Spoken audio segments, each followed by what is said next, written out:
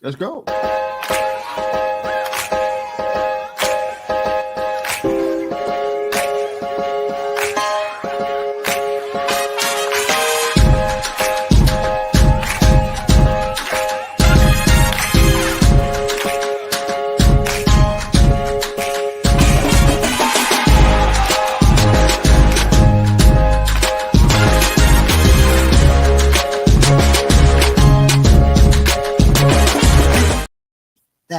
Da. Good morning, y'all. What's up? We are live and in person Monday morning. How you guys doing today? Good. How about you, man? Doing well, man. Wild week, man. I can't describe it any better than that. It's been a wild one, man. How's things going in your neck of the woods, guys? Honestly, over here, just waiting for playoff games. That's what this neck of the woods is. So it's like the longest month of the year. It's good to be on, man. It's gonna be a hot minute before we get there. I thought we had like a shorter window. Today's just the 11th. Yeah, we ain't anywhere near this shit. I thought we were like, okay, next week, right? Yeah, no, we got a while. No, after Christmas for that matter. So yeah. It's so long that if you had injuries, like they all heal up before the game, you could have like a totally different team by the time the game comes around. Yeah, I guess that's kind of good, right? Yeah, it can be. Yeah, us starving football fans don't want to hear that long. No, we just want the game. We just want the games now. Facts. Before we jump into our show, I want to just shout some condolences out to the Wycheck family. I'm not sure where they're located, but former Tennessee Titans tight end Frank Wycheck, who I recall very, very well. He was part of the Music City Miracle in the 1999 playoffs. Threw a lateral, I think, to Kevin Dyson, I think it was. Yeah. He became a household name. Blue collar mentality, man. He died Sunday, man, at 52 years old, which is kind of rough to hear because I'm right there, you know. I'm like, wow. I think he felt it hit his head and just was unresponsive, and it's like a horrible way to go out. In actuality, my father kind of went out in a similar way. He had an aneurysm and something like that too. So this was like kind of shook me up a little bit to hear this, but he was an incredible part of NFL history, man. So we send condolences out to him and his family and the Titans organization. He's I don't know if he's going to get be in the Hall of Fame. I know he was a career receptions wise. He ranked right behind Shannon Sharp and Ozzie Newsome and Kellen Winslow. So I don't know if he gets in on that alone or not, but God bless him and his family, man. You guys remember him at all in his playing days? Yep. Okay. Yeah, absolutely. Yep. And of course, the Music City Miracle, that's one of those you'll never forget sort of games and plays. So, and you follow the Titans too, so you kind of remember all that stuff really good, right, Herb? No, I've not been a Titans fan all my life. I've been a Titans fan since like Derrick Henry was there, and probably next year I might not even notice him anymore when he's gone. So okay, but it was funny. I was a Houston Oilers fan though. I even had that little starter jacket. So yeah, they kind of got a little love, yeah. So well, I mean, you kind of had to be, right? You had Warren Moon back there. Yes, you had Warren Moon. Yep. Oh my! That was my favorite player back in the day. Yeah, I can't blame you for that. That was good stuff back then, man. Absolutely. Oh man, well, we got the poll question on Twitter several days ago. He's asking some questions, and the Twitterverse, at least in my circles, they went crazy off of this. But the question was, do today's athletes care about winning, or do they just care about getting paid? And he just kind of started a snowball of all kind of comments, NIL comments, and it just went nuts. I had they're talking about the NBA, and I'm tempted to ask Raj if he celebrated the championship with LeBron the other night. I asked Raj if he was part of the celebration. My text feed says that he was. So okay. I'm in a text feed with two other Lakers fans, and I can show you the pictures where they've posted up the banner. And I think my response was, "That's great." I heard he won a championship the other night. I think my response was, "That's great," because that's the last championship LeBron will ever win. So nice. I did post something about who's the GOAT based on Steve Kerr's comments. I love how that response went too. That was really good. So yeah. I'm going to be reposting that constantly because it was that good to me. that's our poll question sitting out there right now. But it kind of brings some things to mind because we're in a new world to me of participation trophies now. We got high priced players that don't care about winning. They kind of I forgot the football player who just, I think he was on wasn't the Packers. He was he just stopped playing in the middle of the game. No, you're talking about on Pittsburgh. We talked wide receiver on Pittsburgh. Deontay Johnson. We talked about it, and it was like, wow, that's really funny. It makes me want to say, where's the warrior nowadays? That's why when we talk about the NBA, which is something that I can hardly say to do now, you know what I'm saying? But when we do that, I always reference the 90s because that was the era of the warrior to me. These guys were, I mean, who remembers Vinny Microwave Johnson? Hardly nobody, but that man was a warrior. I love the way he played. You know what I'm saying? You got guys that were on the Sonics and Bo Knows Forward. These guys were warriors, but there wasn't no jumps. These guys didn't do all that flopping. They were out there fighting and hitting each other. Bill Laimbeer was probably one of the dirtiest players in the game, but he was a warrior though. He wasn't a chump though. He wasn't a turkey like the guy from Duke. You know, he was for real. And these guys were warriors. When these guys cared, they had pride and integrity. It's kind of hard to locate that now. People don't value the struggle and value victory nowadays, and they showed up in sports, and it makes us not.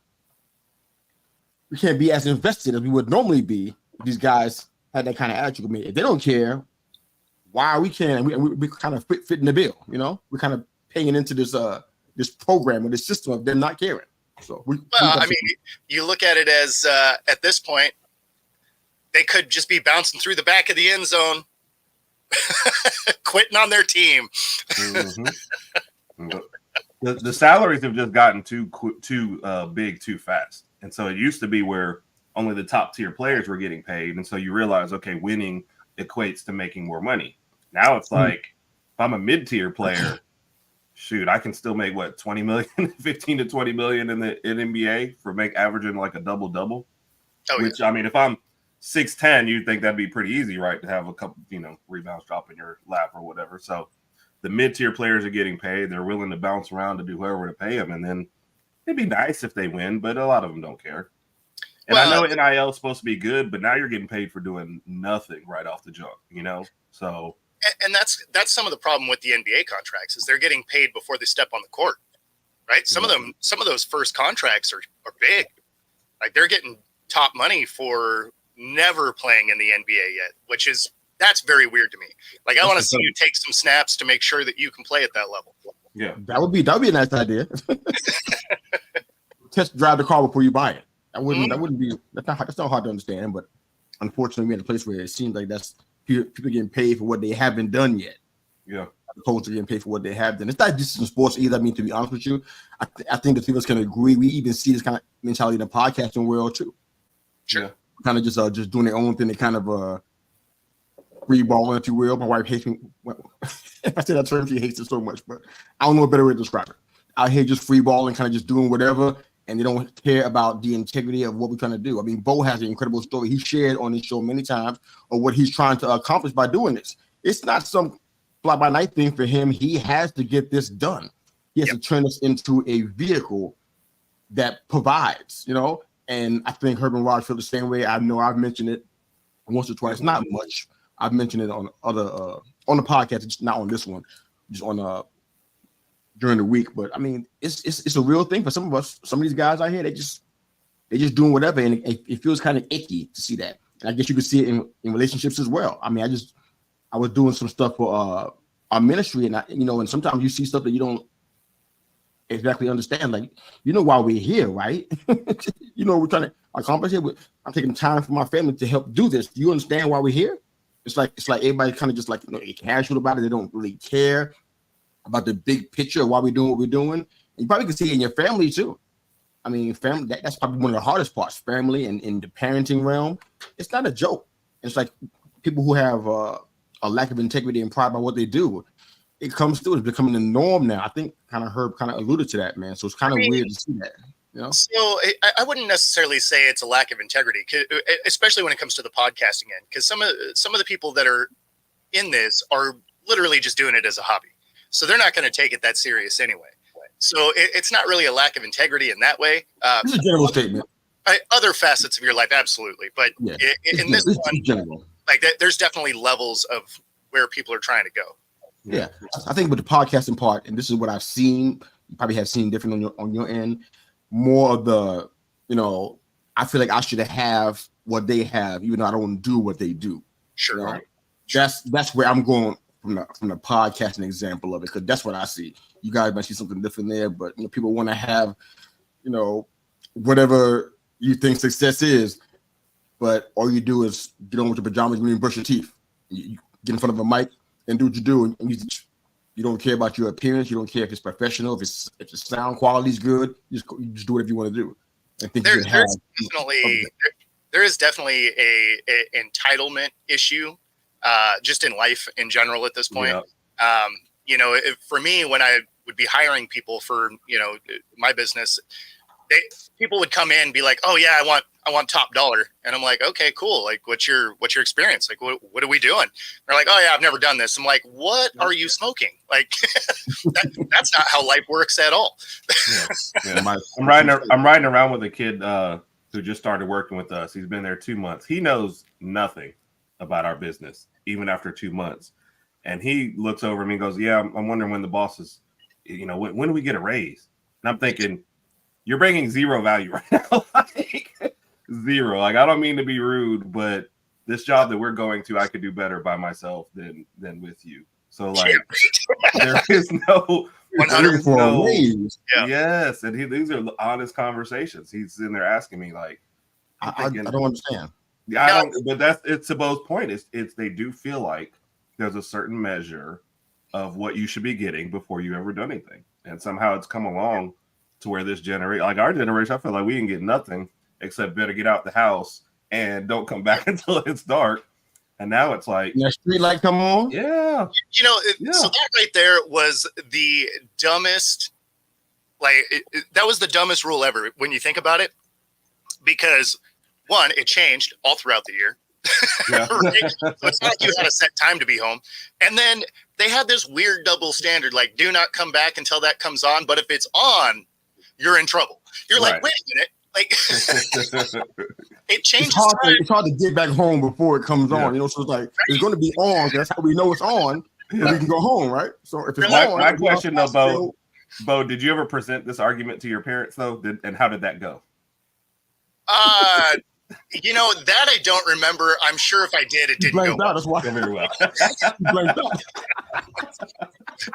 I mean, it was legitimately a moving target, though. You're just like, this is dumb, right? Plus, when you were out with your friends, you were always gauging, all right, how fast can I ride my bike? Can I get there? Far away? Like, you were doing math problems you didn't even know. Yes, you did. Distance to my house is this, and I walked today. So everything I did, all my events that I planned out had to be in view of that street light. Yeah, that's how I knew it. Or you did it in a loop, right? Like you kind of worked your way back home, so you were kind of closer towards the end. Oh, absolutely. That's just smarts, man. Tell you what, though, this is an unfortunate segue, but I want to go into the Marvin Harrison story. I don't mean that he's entitled. I don't know him. I don't know anything about his character, his personality, nothing about him. So this is totally unintended. Please don't at me thinking I'm coming against you guys. We already beat you, so I ain't thinking about y'all now. Okay. So we're just talking about Marvin Harrison Jr. as a. You weren't going to add him. You can now. As a story. The story was that he was offered or has $20 to $25 million of NIL money on the table right now if he stays at Ohio State and not enter to the draft as potentially a top 3 pick, I would say. Right. What are you guys thinking about that? I mean, I know that there's some arguments that have been made, at least on my Twitter page. You can go back and you can see it yourself, where people are saying, this is football, no guarantees, blah, blah, blah. Get your money while you can. Okay, that's fair. My question is this, and maybe after you guys share your point, you can speak to this as well. After that, suppose you get hurt at Ohio State. You took $25 million and you get hurt out there, like really hurt. What happens then? How does that affect your NFL future? Because then you probably won't be a top 3 pick, more than likely. You may end up falling down tremendously in who knows what round. And even then, there's no guarantee that you're going to be what people think you are right now. So just think about that as you are talking about the Marvin Harrison story in general, didn't add your thoughts about that last question at the end. So go ahead, Herbal Bo, jump in. I'll jump in first on this. So the thing is I would take the money also. Because you could get hurt in practice in the NFL level, and your rookie deal, you aren't getting paid at all. Right?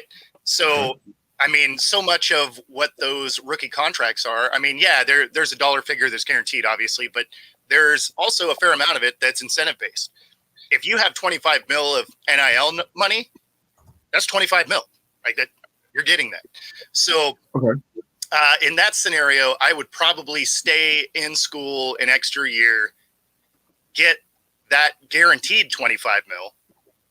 And, I'm still betting on myself to not get hurt, like you would in any other level of football. So, in that scenario I want to win, but if you're a top 3 pick, you're probably not going to win anyway, right? Okay. Like you're going to go to a bad team. So, I would probably take that guaranteed money, hang out an extra year. I actually don't mind kids having an extra year or two in college anyway, because the product when they get to the NFL is generally better. They tend to be a more polished player than coming in and playing for a year or two and bouncing out. So, in that scenario, I don't think that's an entitlement thing. I think that's you got money coming to you. You're on a entitlement win. What's that? Those words. I didn't use that word. No, you said you didn't know. I'm just saying I don't think it is. So, but I would say take that money, especially with the dollar figure that high. Like if it was $1 million, probably not, because if you're a top 3 pick, you're going to make more than that in the guaranteed money in the NFL. But if you're upwards of 25 mil, you're not going to get that in guaranteed money on that rookie contract. Okay, that's fair. How about you, Herb? What you think? Well, I'm trying to look up, I guess, what the rookie scale is, and they're, anywhere from the first to 7th pick, you're at 41 million to 27 million. But like Bo said, half of that is, a lot of it ends up being kind of your signing bonus, stuff like that. I didn't think it was that high.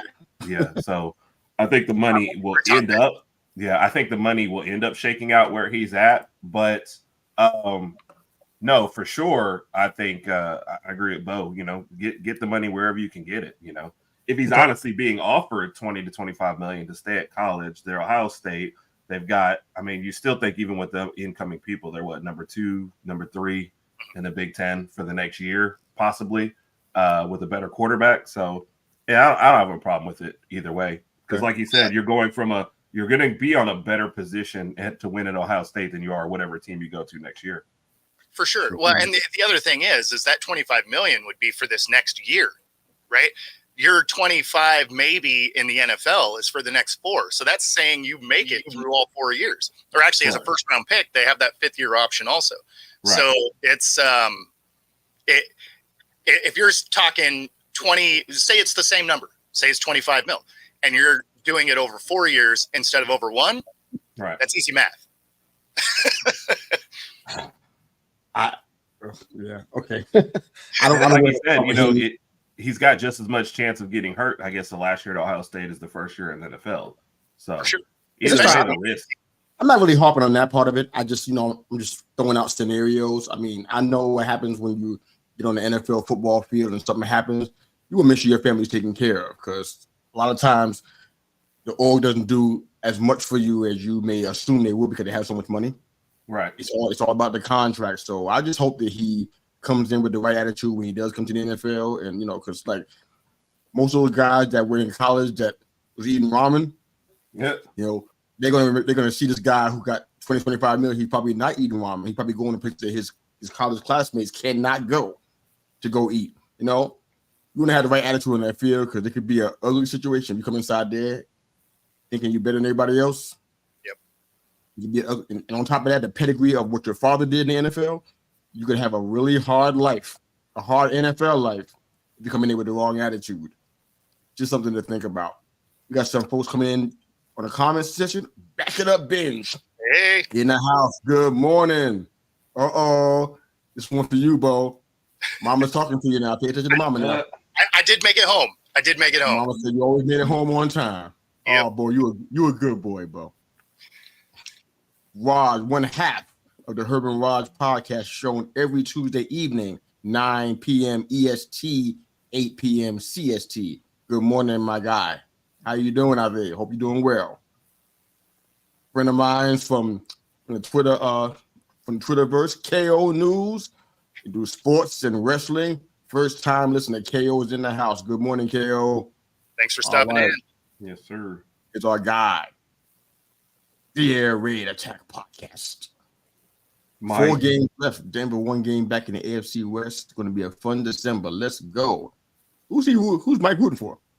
Denver Broncos. I had no idea he was a Broncos fan. I had no plan to talk about them today, but now I guess we have to, huh? Oh, man. All right. Back to the Binge Podcast. Great opening topic, guys. Good stuff. Thank you, sir. Thank you. Thank you. All right. Mike is Denver Broncos and Oklahoma and OKC Thunder. Where's the Colorado connection come from? Do you know? Did he tell you that? No idea. Okay. The Colorado, Oklahoma, they're not exactly. And I know he's told me before too, and that just shows you what I'm getting old and how bad my memory is. So I 1000% know he told us on his first show. And fair point. Okay, yeah. cool. I apologize, Mike. I apologize. Don't hate me. No, I don't think he will. We talk about the Oilers that he bought the logo of. Yeah, that logo was really, really good. It was, yeah. So in the top 10 of logos, I'm not quite sure it's in the top 3. I thought it was really, really good. I loved Earl Campbell. Yeah.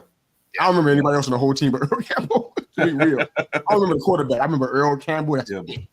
But that's where I was coming up. So that's what it was. All right. Great comments. Thanks for joining us, guys. And keep the comments coming. We got more to talk about. Power rankings. Who's going to be the guts you want to come up first? Mine's going to be crazy. I'll go first. Yeah, I'll go first because this way it can only go up from there after I do my rankings. So perhaps. I set you guys up. What I think has been coming like 3 weeks coming, I got San Francisco at number 1. Probably my worst number 2 in a long time. I'm leaving Philly there with no faith whatsoever. Yeah. There were several teams I wanted to move up, but I was like, is Miami going to be up there? But they beat Miami, No, I'm sorry. I'm reading the wrong one. Dallas, I'm sorry. I've got number 2, not San Francisco. Oh, my goodness. Now I'm even more appalled than before. Yeah. I got to give them their due. I predicted when we did the beginning of the year, I said Dallas will win the division, but Philly will do better in the playoffs. Don't know about the Philly part of it, but I always felt like Dallas would win the division this year. I just felt like Philly would take a small step back, and they had the tougher schedule. But I always felt like San Francisco would be, one half of that the NFC Championship game going on to the playoffs. So I'm not so confident anymore in the Philly part of it, especially if Dallas gets home field. But I feel confident in the San Francisco part. But okay. San Francisco, Dallas, Baltimore, then Philly. I didn't drop them that far. Miami, and before Raj says anything, Philly beat Miami, so I couldn't give them a spot over there. Sorry. We know that's coming, so we're kind of ready for that. Yes. Right. Then Detroit, KC. I don't know what's going on there now. It's I can tell you what's going on, but keep going. I know what's happening. Yeah. Then Cleveland, Jacksonville, and I have nobody at number 10. Like literally, come on now. Okay. The top 10 ranking, man. You better pick somebody right now, man. Come on. Fine. I'm gonna pick Houston because I root for them. But copy that. That's good. Now I feel better. You don't mess up our rankings with that nonsense. To be fair, like the last 3 spots were tough. Yes. Because some of the teams you had there all took L's. Yes. you're just like that like 8 through 10. My bottom 4 was too rough. What is it? The whole AFC South lost, and so they're all still trying to get to the 8, 9, and 10 spot with the Titans playing tonight. So I'm gonna drop mine and let Bo go ahead and round us out. So my number 1 is gonna be the Niners. No sense moving off of that. They're the most complete team, and they keep on showing it. As long as Debo is there, though, that Ayuk fella, we gotta talk about him at some point in time. Might not be today, but we gotta talk about that, man. Because when Sammy was out, that was he tried to be number 1, and he would never take the baton. He would never do it. And now he was out there yesterday screwing up. Gotta talk about him. He's gonna end up getting cut. All these Giant fans talk about, man, I want Ayuk. Are you stupid or something? Are you watching what he's doing? I don't want him on our team. Anyway, number 2, I got the Ravens there. They've consistently done it against teams that were, I guess, from a quality standpoint versus who the Cowboys have played. They've done it more consistently with more better matchups, I guess you could say. So I got them at 2. I got the Cowboys at 3. Oh, it pains me to do that. Yeah. I got them at 3 because they've earned it. They played 2 teams, winning record. Hooray! So I got them at 3. 4, I got the Eagles. I couldn't drop them, but so far because they got to maybe take another L, another 2 before I drop them down too far. Dolphins at 5. They've been at 5 for like I don't know how many weeks. Come on, Miami, do something. Surprise me. Entertain me. They've been sitting at 5 for a while. I got the Browns at 6. My biggest jump. Out of necessity, I had to, man. I mean, because they're doing it with Joe Flacco. And it's like they do it. Now their offense is looking better. We talking about defense for how many weeks now? 4 or 5 weeks? Their offense actually looks good now. Deshaun. They got playoff Joe Flacco for a game at least. So. Deshaun, what you gonna do, bro? Deshaun, what you gonna do, bro? I got the Chiefs at 7. I know we ain't got time to talk about that because like I've been talking about this since like what we were just both like week 2, week 3. I said, watch what happened. They rely on Mahomes, do all that them cool magic tricks. Yep. That ain't gonna get the job done. That's not gonna do it. And Kelsey can't catch every single pass you throw. Kelsey can't catch every pass you throw. Yep. All the wide receivers that they let go or whatever happened, it's gonna come back to bite them. And now their running game was starting to suffer. We know if Clyde Edwards-Helaire will even have a job at the start of the season. We know what was going to be his situation. Everything was riding on Pacheco, and now Pacheco's out. Like, what you going to do now? They're missing a lot of offensive pieces. That's what's going on with them. It's a lot of pieces missing, and Mahomes trying to do it by himself. Now he out there throwing helmets and crying and whatnot. I've never seen that one before. This is a whole new meltdown for your Super Bowl champions. I got the Lions at 8. I don't know what to say about. I don't know how to make it sound good. They look like trash. Yeah. I'm telling you, they look like they knew they won the division and they're making the playoffs and they're willing to just coast to that spot. And that's really what they look like. I don't understand. You got a chance here to change the course of history. Like literally, because your history blows. You are dumpster fire historically. And you got a chance to change that. And here's what you're doing: losing to these underrated subpar teams. Really? Yeah. And can't talk about. I'm gonna have to just be more mean and more intense. That's your plan. I see Raj over there. The Drake needs to be like Miami. Just only lose to the good teams. Rogers beat up all the bad teams. Rogers coming in hot. Rogers coming in hot over here. Okay. Hurry up. Okay, hold on. Okay. Yes. Stay focused. All right, so I got the Jags at 9. They're on the way out. I got the Texans at 10. I didn't know who else to put there. See? I feel like after the loss, they still looked good enough overall because when Stroud went out, I don't know what's going to happen if he's out for a long period of time. This could be pretty bad, but if not, I think they're still a top 10 team. Go ahead, Bo. Jump in yours real quick, faster than we did, man. Please. All right, so I got the Niners at 1. I have the Ravens still at 2. I have the Cowboys jumping to 3, which is so weird. I have the Dolphins at 4. Eagles drop to 5. Lions at 6. KC still at 7. There you go. KC still at 7. Jags still at 8. The Bills jumping in like Kool-Aid Man. They bust in again. They got it. They're there at 9, and then I have the Browns at 10. So a lot of shuffling at the bottom of the list there. And the Bills over the Browns. I feel like all of those will change again next week because all of these teams are just super inconsistent. Yes, I'm not putting the Bills over the Browns. I don't care. I don't see that. I am because Flacco. Yes. Even the game that they won the other night, it was like, it's like watching Flacco play quarterback. I'm not doing that. I'm not gonna do that. I can't put it in the top 10. They ain't ready for that part yet. I mean, there was a time where you'd watch him, you'd be like, okay, but now you're just like, all right, wow. Yep. No, I can't do it. But we got we're gonna go through some NFL breakdowns and then our comments. We got a few comments coming in that we'll talk about at the end of the show, like we always do. All you guys that are new to the show, we kind of break down the comments at the end of the show. Oh, I did actually want to hit your Ayuk statement about him being a number 1. Go ahead. So Ayuk he's obviously not a number one. You know who he is? Mhm. He's Juju. That's what he is. Like if he has a number one on the opposite side, he's Smith-Schuster for sure because he can run the route tree, he can make passes, but he can't be the number one. If he has a number one, he can ball out. As soon as he's asked to be the number one, he comes up short. Ayuk is that guy. I think Ayuk's a little bit better than Juju, but he's that kind of guy. Yep. I think he's been a good number two for them. I'm not a huge Juju fan, though. I don't recall Juju dropping passes all the time. Do you? I don't remember that about him. When he had to be the number one, he dropped a few, yeah. When he had to be the number one.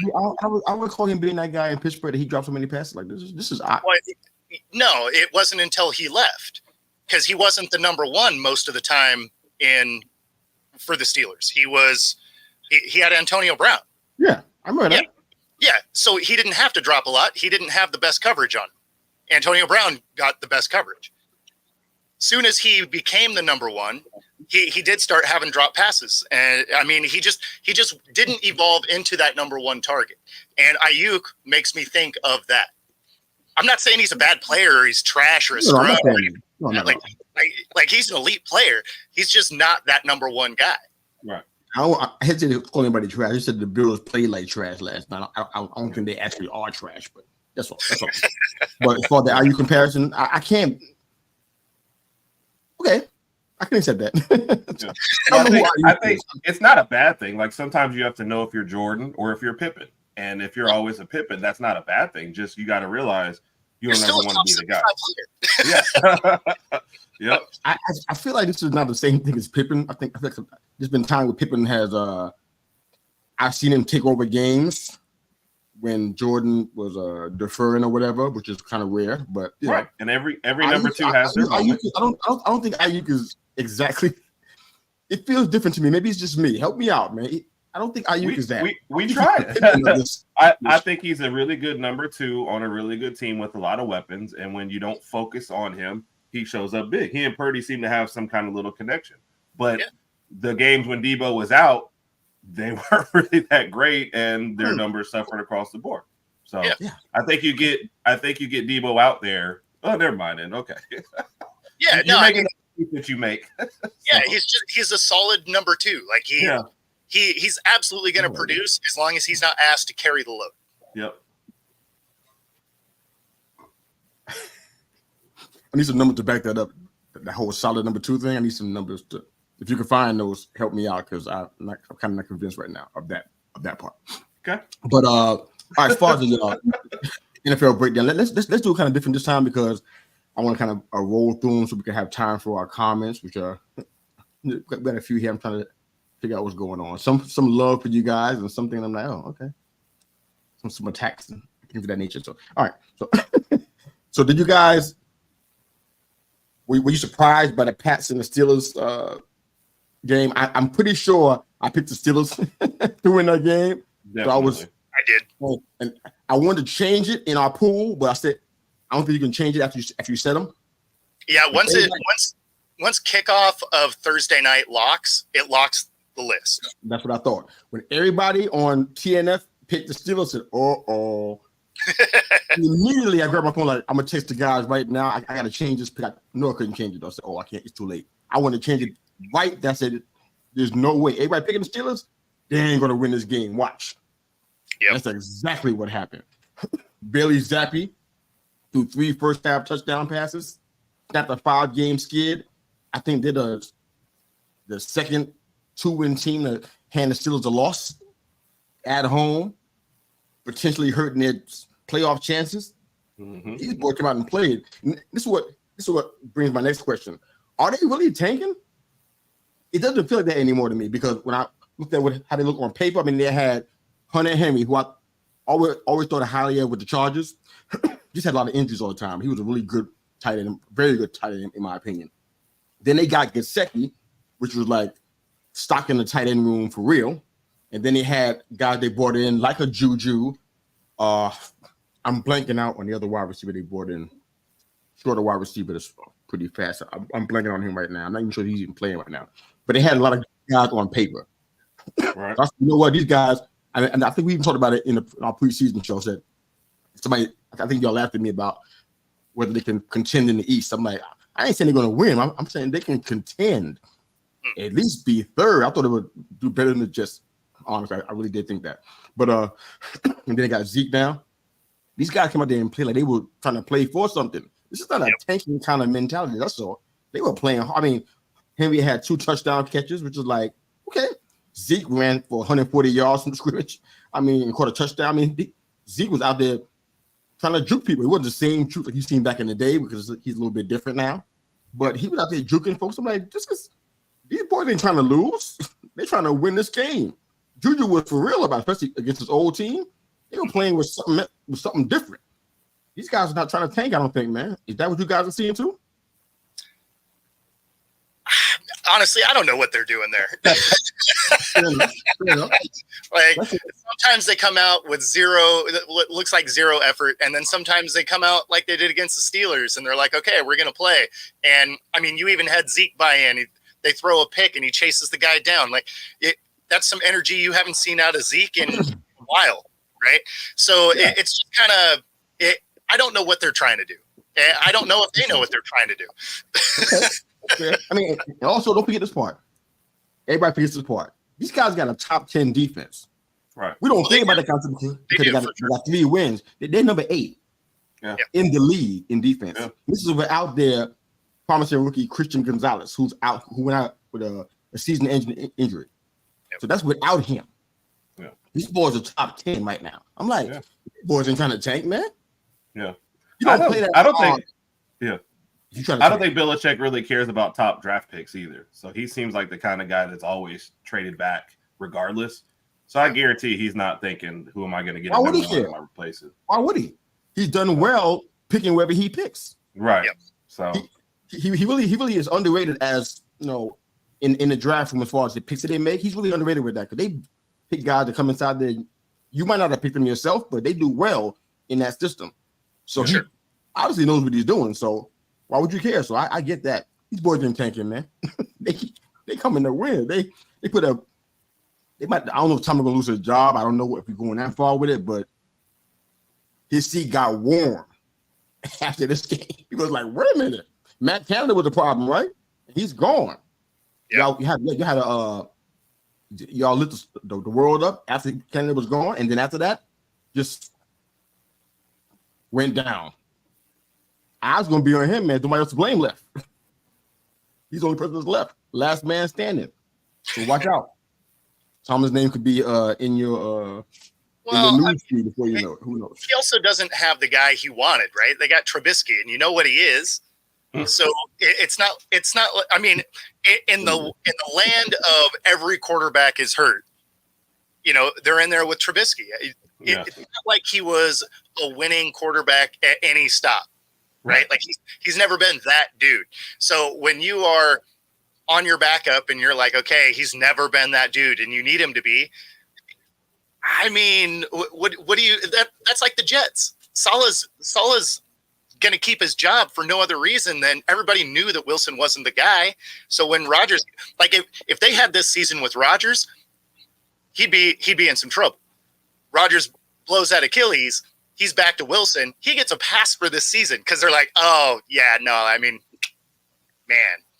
The only challenge with that statement is that I have is that it feels like it's not exactly the same because when Pickett is in, we still see bad stuff happening, even when he's in. Oh, I don't think Pickett's the guy. I'm just saying. No. Oh, okay. I'm just saying that Trubisky's not right. Yeah. So it takes some of the pressure off of the seat when you're like, well, yeah, this is like it'd be like jumping in a car race and they're like, cool, you got this Pinto wagon and you're going to go up against some Ferraris. Pull it off. You still have those around? Pinto wagon. There's probably a couple of them that haven't lit on fire yet. I'm so old. Oh my god, a Pinto wagon. I feel like I'm really old right now. Well, there's a lot of games we can talk about. We could jump into. We got the Rams and the Ravens, the Lions and the Bears. That I hope we had time to touch that one. That's funny. That's everything that happened in that game was winning. But that's just a whole other story. We got the Texans and the Jets.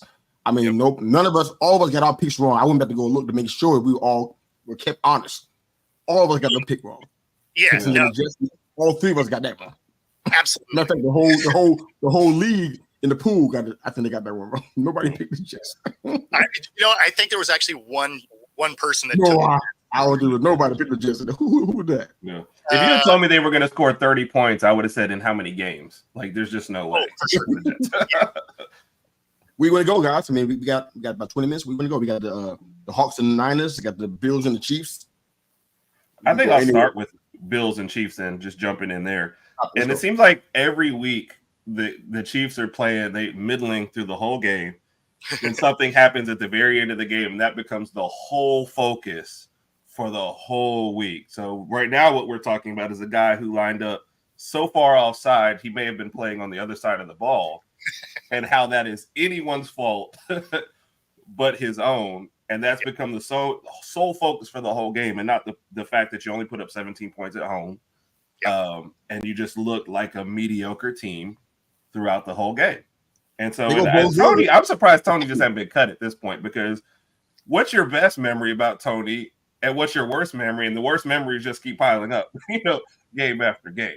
So the only thing I can really say about this game is it did that offsides took away maybe one of the best touchdowns you're going to see this year.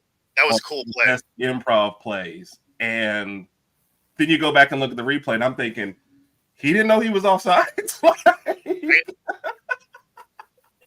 I mean, and the ref even had a little smart aleck. I don't know if you read this, but he said, what we're here talking about is a guy who was so far offsides that I couldn't even see the ball. So, oh man. So I don't know. It's, this both word again. Yeah, the Chiefs just look like a mediocre team. Defense is playing well, but you know how it is if your offense keeps putting you back out on the field. They're not sustaining drives. They have no great wide receiver play. And like you guys said, I think a couple weeks ago, Kelsey just looks a step slow. And when he's not, Kelsey, they just don't have anything else to go through. So blame that on Tay. Yeah. So blame it on out there. That's Tay-Tay's fault. He usually plays better when she's there, though. Yeah. the boy Ty, he weary because of Tay-Tay. But anyway, let's keep on. But this Bo's word again, entitlement. All the backlash, Reed, Mahomes, and the press talking, that's all entitlement. We deserve to have the. Is your entitlement? Oh, again. And to Mr. Yu's point earlier, also 39 yards rushing from your leading rusher, 19 from the next guy up. Like that's passing game isn't working, running game is nothing. I mean, I like McKinnon a lot, man. I always have, but he's not your number one running back. He's not. And to his defense, he only had 4 touches, so he averaged 4.8 a rush, but it wasn't, it wasn't there much after that. So it's like they kind of gave up on the running game because they knew it wasn't working. I don't know. It's just a lot going on in KC that's not right, except for the defense. So. Yes, sir. I did call her Tay-Tay. Raj on the ball. That's what Dwayne and Rod Johnson called Tay-Tay. So that's I call her. Yeah. Yeah. Man. All right. So how about the Bears and Lions? Real quick, I'm gonna ask you a question about some of this game, so that way we can have time to kind of get into a little bit. Did Justin Fields cement his position with the team by what happened yesterday? I mean, who knows? Who knows what that front office is doing, or whether or not whether or not the front office is even going to be there next year. Yeah. So, I mean, your guess is as good as mine, man. That's just blindfolded throwing a dart at the wall and hoping you hit something to figure out what that front office is doing. They scored 15 points in 7 minutes. That's like against a team whose defense is supposed to be the juggernaut. So their defense has not played well over the last 4 weeks, though. Like their offense has picked them up, but after the bye week, something's wrong with that defense because it has not been the same. Yep. I know there have been some injuries, but still, I mean, it has not been the same defense. And on top of that, I think Fields broke a Bears rushing record for quarterbacks as well. Mm-hmm. So I don't know whether that gives him any kind of leeway. That makes sense. I mean, well, when you think back to their quarterbacks, they didn't exactly have a list of super mobile quarterbacks. I mean, but the Bears have had a history of really good running backs, so I don't know. Yeah, I don't want to blast them like without doing my research first. Yeah, just a thought. All right. So what else? Rams, Ravens.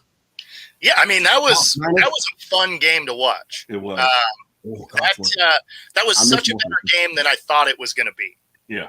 So that well, because the Rams defense is good, and I mean the Ravens defense is a solid defense, and so I wasn't really sure that the Rams were going to be able to produce against it.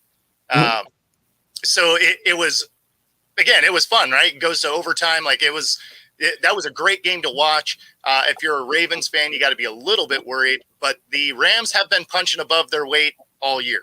So, you can't be mad at it. I feel like they've really outperformed where I thought they would be. I thought they would end up being a 7 or 8 win team. Right. Yeah. Okay. We lost it. Do you feel like though, if you watch that whole game, because I mentioned Ravens last week playing with their food. So do you think this is the Ravens playing down more or the Rams playing up, or is it kind of somewhere in the middle? So this is where I think the Rams were playing up, because when you look at let me get back over to it, because I think so too, man. Look at the weather conditions and look how Stafford was throwing out there. I mean, that's the thing, right? He goes 23 for 41, 294, and 3 tugs. And it's not like Lamar had a bad day. He goes 24 for 43, 316, and 3 tugs. So, I mean, it's not like they were not having a good game. I mean, Lamar came out and was balling. But if you look at the stat sheet just across the board, they're almost identical. Right. I mean, it was an impressive game. It just I would give the credit more to the Rams here than the Ravens, playing down or barely getting out of there with a win. I give the Rams a ton of credit. They've played up to the competition they've faced. Sounds good. Yep, I agree. All right, so we got a little bit of time left before our comments.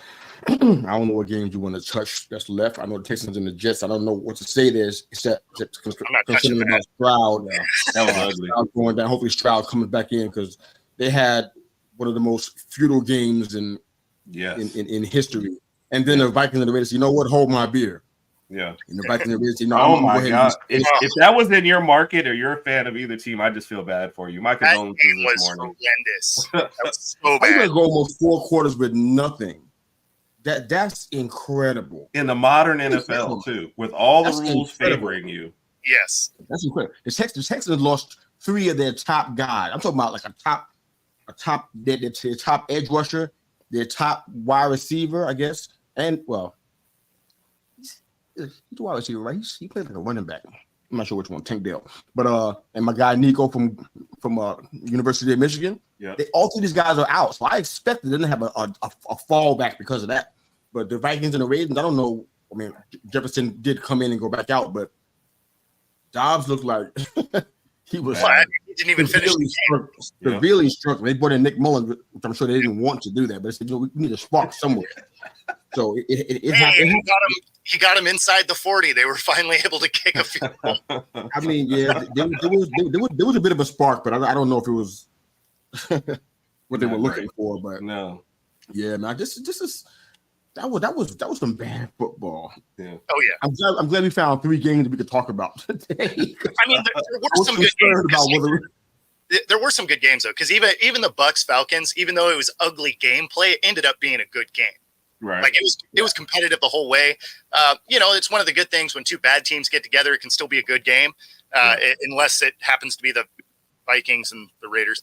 But like that was terrible. On a side note, on a scheduling thing, if anybody from the NFL is watching this, please stop having 2 Monday night games at the same time. If we're going to do this, like have them back to back. Don't split the markets. Like we want to watch Monday Night Football. Yeah.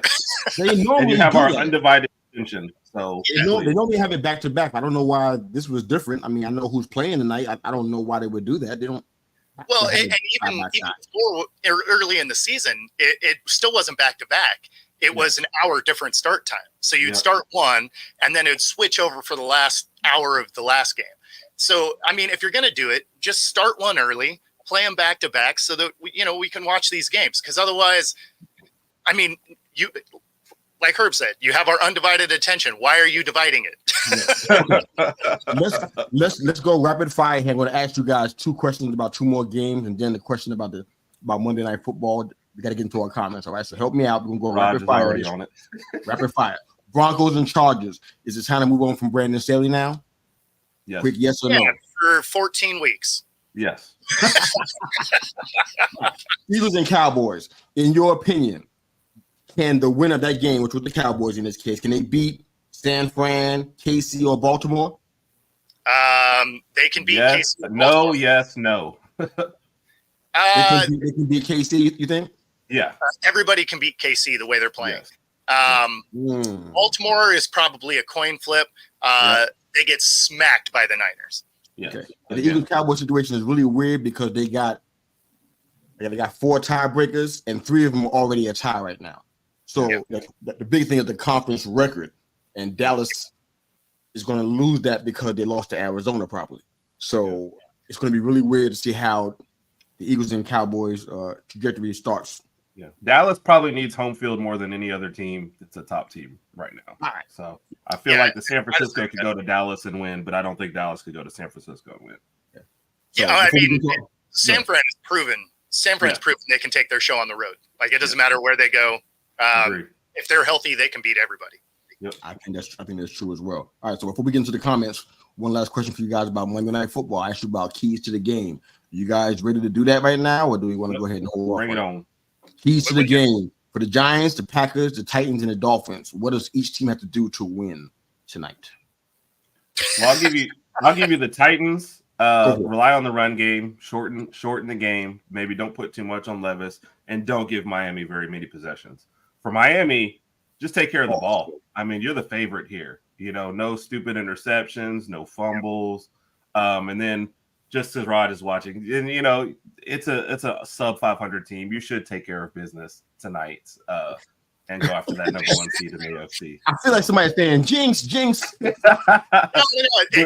just happens to be the game the Dolphins win. Is sub 500 teams.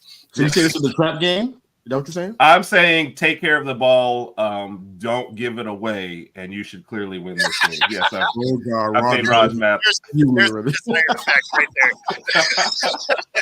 I feel like you're saying jinx. Somebody keeps saying jinx in my head. But who's putting y'all saying jinx? No, I'm with you there. Basically, the Dolphins just have to show up and protect the football. The Titans have some very real work to get it done. The Titans, their defense is pretty decent, but for whatever reason, they just can't get it together on offense. And so, it's the Dolphins should cruise here. Okay, Giants, Packers, real quick, man. We got touch these comments that are coming. Giants and Packers, go. Keys to victory. Man, so the Packers have been playing much better as of late. This is another one where I think the Packers, as long as they're smart with the football, Jordan Love doesn't try and do too much, they can cruise to a win here. The Giants, that's offensive. Go ahead. Yeah, I mean, and it should be. I mean, the Giants, they don't do anything particularly well, and that's so a lie. Sorry, what are you talking about, man? They collect L. They collect L. Well? Nothing. I don't love the product they put on the field. I don't. Okay. How did the Giants win? If we do nothing well, how do we win? It's not possible. No, it's definitely possible because I don't trust Green Bay to do the things I just said they need to do.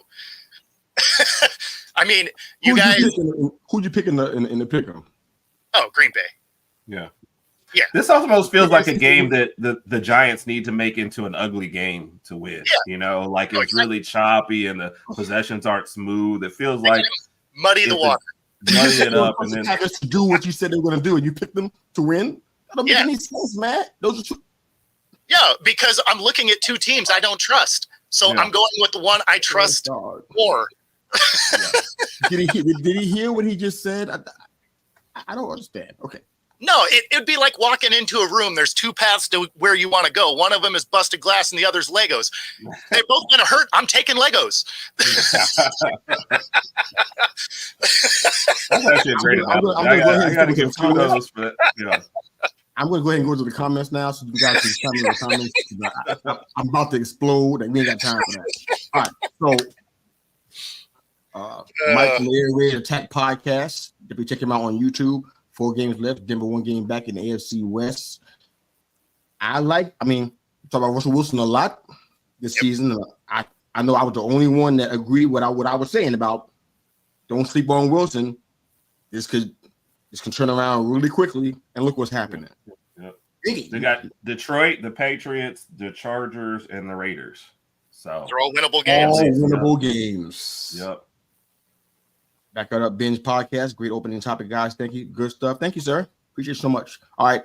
Mike is responding to your point, Herb, about Denver. He grew up watching Denver. Well, maybe my point, I guess. I asked about Colorado.